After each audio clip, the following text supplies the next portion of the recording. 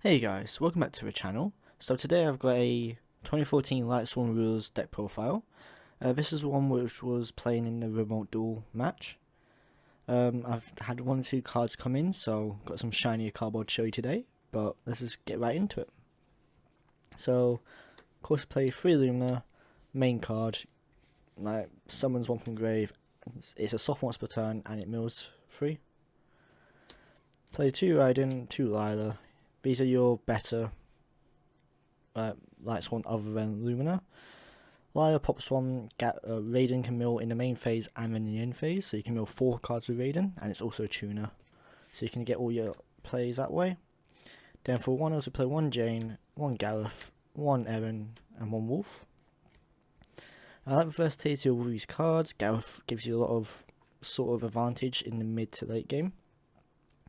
You always want to set up Gareth with like 2 other Lightsworns. So if you hit a charge and you mill like a Gareth or something like that, you'd want to go Lumina, pitch, bring back Gareth. So then you can mill 3 and then mill an extra 2 and then possibly get a draw out of it. Wolf, kind of want to play at least 1. You can drop it, but I prefer to play the 1. Eren's very good at removing face down cards such as hands. And then Jane's just a big beater when we get around to it. Then we play 3 Judgment Dragon and 1 Light Ray Diabolos. One of the best boss monsters ever made in any sort of deck, and at this point in time, 2014, this was the big guy to deal with. Light Ray is very nice. There's another target off of Eclipse Wyvern, and it can also deal with face downs, which is pretty cool. You also get to choose if it goes to the top or bottom of your deck. So if it's a really bad card, which they just set as a bluff, you can just put it to the top of their deck, so then they can't get any new cards for the next turn. Then we only play 2 rulers for this one. We only play 2 because we don't have many targets for them, but the targets we do have are very strong. Blast is here because he's the highest attack, and Tempest is here because we have a few attribute targets in the extra deck for wind, other than water, for the tidal. And I'd rather play the wind instead of the water, because if I'm playing against Mermail, if I'm playing tidal, it's a lot worse in that sense, where if they take it, they can make Gaios very easily. So I'd rather just stick with Tempest and just be down 200 attack sometimes.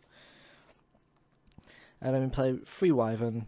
This searches at your JD and your Light Ray Diabolos. Very nice card, but you hate to draw it. The only time you want to draw it is when you open Lumina plus a target engrave. We play the 1 Honest. Can't really say much else about Honest. It's a stupid card, and everything in this deck is basically light. So now we're going to the dark targets. We've got 3 Necro Gardener and 3 Curry Bandit. Necro Gardener's very nice. It negates the attack. So if you got, say, Lumina and then a Lilo in your field, you can banish Necro Gardener from your grave, protect him so you can use Lumina for next turn, and then you can keep on comboing off with your Lightsworns and just get a lot more board presence. Excuse me. Curry Bandit is also a very sound turn 1 play, where if you go normal summon Curry Bandit and set a Needlebug's Nest, during your turn, you're 1,000,005, and you get to pick a spell trap out of that and add it to hand. So you can add a charge, you can add a recharge, you can add a soul charge.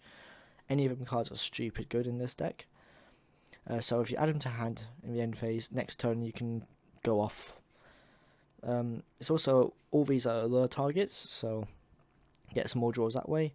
And anything which you don't choose off of Curry Bandit gets sent to grave. So it also triggers things like Wolf. So that's the monsters. So into the spells, we've got brand new Secret Charge of Light Brigade. Can't really say much else about this card. Mills 3 and it searches the Lightsworn. It is beyond dumb of a card. Then we got play set of Recharge, brand new ultis just in us again. Pitches a Lightsworn, draws 2, mills 2. You're getting deep into your deck. Your can't speak today. You're powering up your graveyard so you can summon your JD. Oh, I can't speak even at the best of times. So go into free soul charge, It is one of the best cards in the deck. I see many people play 2 in this format, but me personally, if I need a power card, I want to have 3 of, so you can see it as often as possible. And even if you draw 2, like two in one hand, you can just use both. 1 first turn, 1 third turn, and then just kill them on the 5th. Or just pitch it off Illumina, so it's not ever a dead card, it's just sometimes not as useful. And you've got the Wanderer, draw 2, banish a Necrogarden or a Co-Bandit.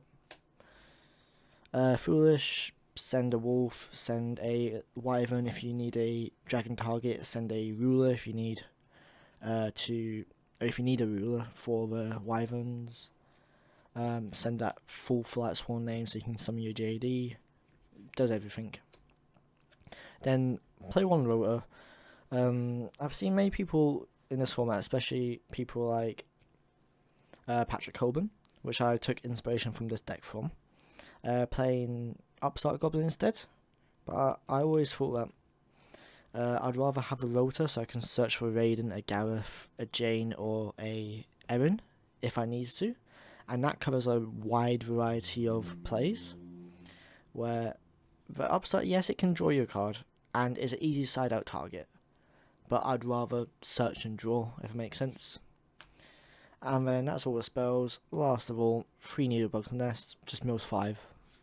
So plus off this card. I believe that's 40 cards in the main.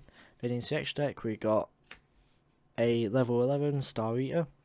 Very strong card. A lot of decks can't really deal with it properly. And he's a very big card, so if you summon this, a lot of the time you're going for game that turn. Then for the Synchro 8s, we've got a Stardust and a Scrap Dragon. I don't see many people playing with Stardust, but I feel I like it, especially with Hat being one of the better decks in that format. Summoning this, the only real thing I need to worry about is Black Horn of Heaven, or a Trap Tricks, Trap Hole Nightmare, plus a things that like a Bottomless, like a Sanctum. But then that's a 2-for-1 trade, and I'm happy with that. Like, this is here to protect your plays, and if you're having to use 2 of their interruptions to deal with your cards, to deal with 1 card which is there just to annoy your opponent, I think that's a worthwhile trade. Scrap Dragon, just pop 1 on both sides of the field. 2-8, it's pretty big, and it's also, all these 3 are fuel for your Dragon Rulers.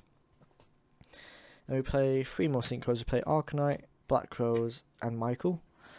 Arcanite, pop 2, and it's also level 7, so you can go into your rank 7 plays. Black Crows is there. I'm not too sure if I like it or not, because JD does the same thing but better. But I'll probably keep it in here just for the extra deck versatility. And then we've got Michael just for easy spot removal and then mill 4 in the end phase. Or is it? Oh, my apologies, mill 3 in the end phase. It's also level 7 again, so you can make rank 7 plays with it. And also, sometimes you need to have this guy get destroyed so you can shuffle stuff back into your deck so you don't deck yourself out. We play 2 rank 7s. We play the Big Eye and the Draco Sack. Big Eye is very strong. Just take a card. The only issue is this card can't attack the turn you use it, but that's fine. If you're taking, say, against, I don't even know, like, to be honest. I've taken many more attacks from this and then just use their more attack to crash into the other more attack, and then it clears both cards for free. It's also just very nice to use for OTKing, because if you take a card, that's 1 less card you have to beat through, and then that card comes to your side of the field to then either use for XC material, Synchro material, or just a beater. Sack is very strong.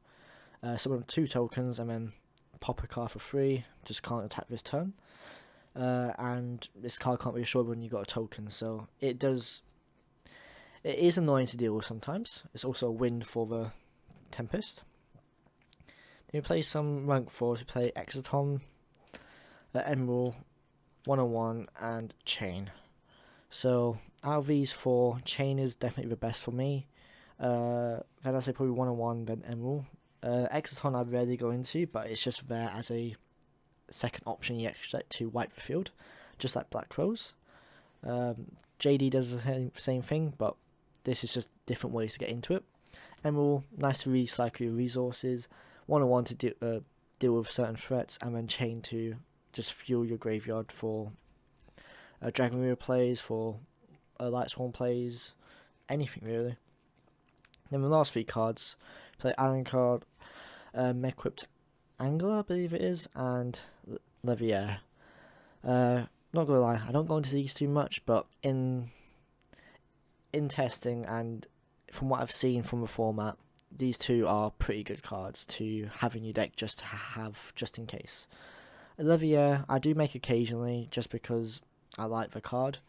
It's not always the best play, but it can just get you your resources back. Such as if a bottomless are raiding, you can bring it back. You can bring back your Necro Gardeners, so you can have extra protection on some of your cards. And it's also quite a nice card to go into to get rid of your Luminous, so you don't mill 6 cards in the end phase, because in this deck you have a very strong chance of just decking yourself out. So that's the deck. Let me know what you guys think. If you want to see more remote duels from this deck, let me know. I'll get them sorted out. Anyway guys, take care, and I'll see you guys next time.